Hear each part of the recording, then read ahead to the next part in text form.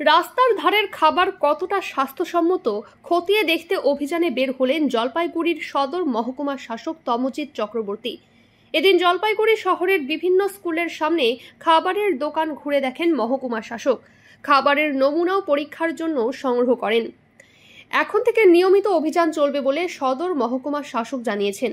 এদিন জলপাইগুড়ি শহরের বেশ কয়েকটি বিদ্যালয়ের সামনে থাকা ফাস্ট ফুডের দোকানে অভিযান চালায় আধিকারিকেরা।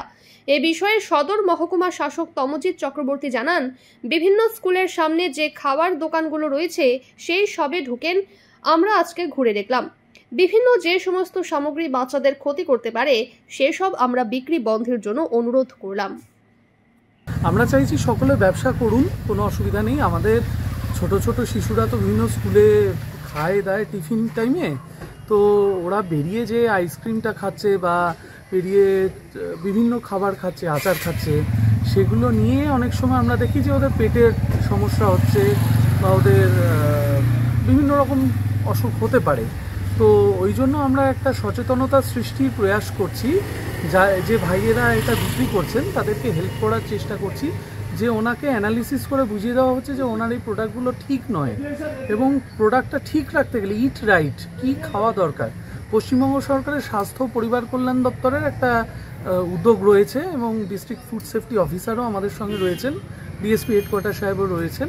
তো আমরা সকলে মিলে যাচ্ছি। আমরা চাই সন্তানরা যারা স্কুলে যাচ্ছে, অবশ্যই আমরাও তো উদ্বেগে থাকি যে ওরা কী খাচ্ছে, ওদের খাবারটা যেন ওরা ঠিক খায়, এই জিনিসটাই আমরা শুনি। বাচ্চা কাচ্চারা কি অসুস্থ হচ্ছে, বমি জমি হচ্ছে, এরকম কি রিপোর্ট হচ্ছে? কিছু সেরকম খুব অ্যালার্মিং কিছু রিপোর্ট নেই, কিন্তু এগুলো তো অ্যাকচুয়ালি খুব সূক্ষ্ম বিষয়, হয়তো বোঝা নাও যেতে পারে অনেক সময়। এখানে কি পেলেন? বাসি ঘোল, বাসি আইসক্রিম বিক্রি করছে। ওটা ওনাকে আমরা জিজ্ঞেস করলাম, তাই আমরা জানতে পেরেছি। আমরা সেই ভাইকে অনুরোধ করলাম যাতে উনি এটা থেকে নিবৃত্ত হন এবং আমরা ওনার স্যাম্পেলটা কালেক্ট করেছি।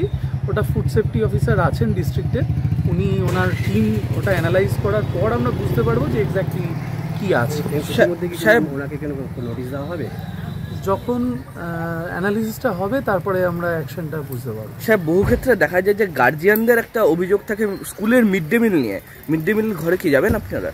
মিড ডে মিল এই মুহূর্তে আজকের দিনটায় মিড ডে মিল আমরা কভার করছি না, তবে মিড ডে মিল আমরা যে কোনো দিনই যেতে পারি, আমরা জানিয়ে যাব না। সম্প্রতি মুখ্যমন্ত্রী একটা মাননীয় মুখ্যমন্ত্রী তো অবশ্যই আমাদেরকে বলেছেন, আমরা তো ওই জন্য ঘুরছি, রাস্তায় রাস্তায় আছি, যাতে মাননীয় মুখ্যমন্ত্রী যে নির্দেশটা দিয়েছেন আমরা ঘুরে ঘুরে দেখবো যে সমস্ত কাজগুলো ঠিক হচ্ছে কিনা। মিড ডে মিলেও আমরা যাব। আজকের দিনটা আমরা চাইছি যে যারা রাস্তায় ফুড বিক্রি করছেন তাদেরকে সচেতন করতে। লাগাতার চলবে এই যে বা ফুড সেফটি অফিসার, এটা আকস্মিক হবে।